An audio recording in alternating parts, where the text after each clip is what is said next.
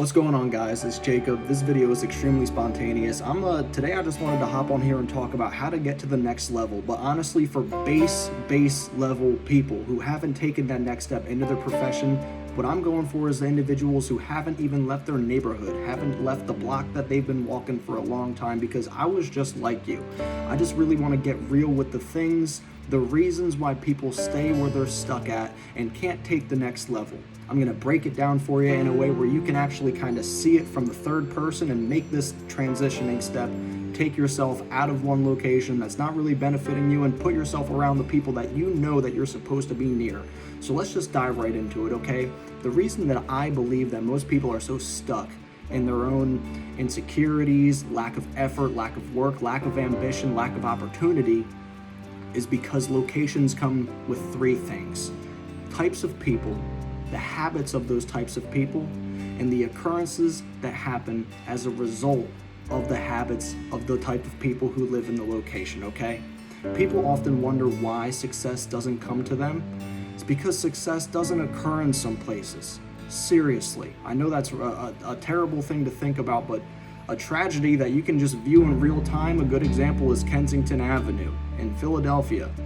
If you go there, I'm sure you're going to find very little knowledge in regard to, property, real estate, finances, stocks, how to trade options, how to sell cars, or whatever you happen to be into. And that's just one location.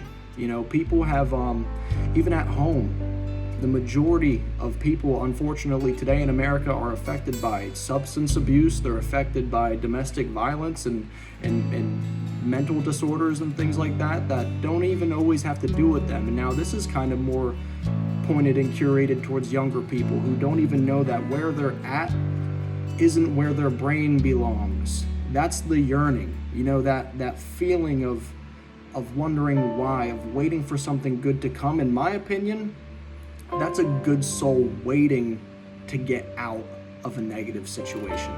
But what most people, I feel like, fail to see, because we have love that comes from friends and family that are stuck in these negative situations, these echo chambers of bad stuff.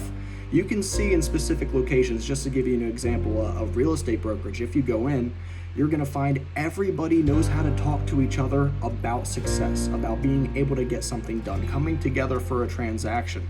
Unfortunately, and I can vouch for this because I've been in questionable situations myself. If you want to go to the inner city and just walk down an alleyway and start having conversations, I'm sure you can make a guess on the types of conversations that you're going to have. Completely polar opposite, okay? And so when I'm going to go back to that love idea, okay? The two things that all people have in common on this planet really are finances and the need to stay somewhere, okay? And if our parents didn't teach us that, I'm sorry to say, mine didn't.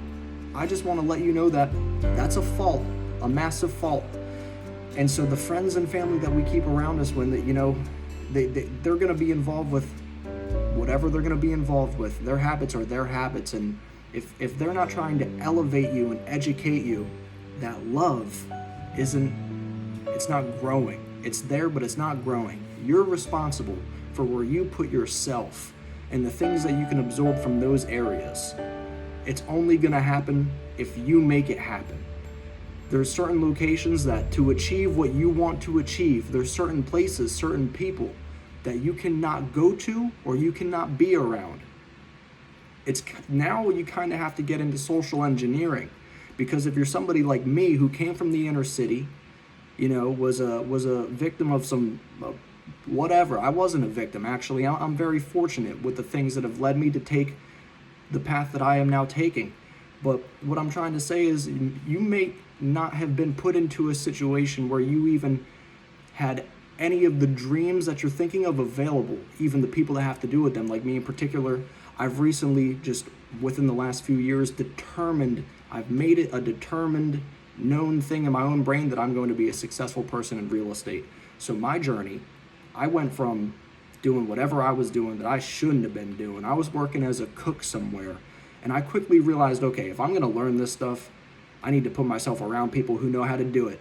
So I got a job at a real estate brokerage. I got hired as a cleaner. I kept on showing up in a suit and a tie, and eventually the CEO of the company took me in to clean her actual personal property. I was going just alone to her beautiful property. I was in all of her personal belongings, cleaning the entire house. I got to hang out in the pool and eat what it was a blessing that only happened to me because I knew that I had to blend in. I knew relatively how to speak, and I left the places that didn't matter to me. So what I want to say to you to close off is, if you have massive, massive ambitions, if you know that where you're at is, it just doesn't, you're getting the call to go to somewhere greater, get in the car, put on some clothes that make you feel good, and start having big conversations. Because good things don't go to bad places.